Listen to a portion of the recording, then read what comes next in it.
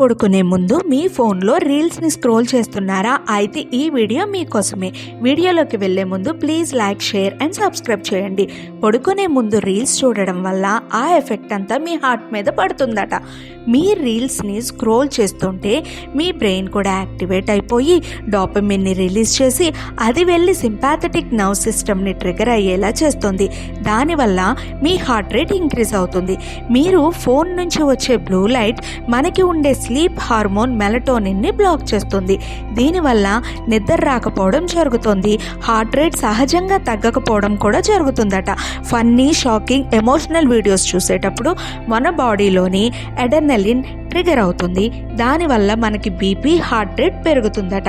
ఇది ఇలా తరచూ జరగడం వల్ల హార్ట్ ప్రాబ్లమ్స్కి దారితీస్తుంది. నిద్రపోయే 30 నుంచి 60 నిమిషాలు ముందు నుంచే సెల్ చూడడం ఆపేయండి. ఈ రీల్ కూడా పడుకొనే చూస్తున్నారు కదూ.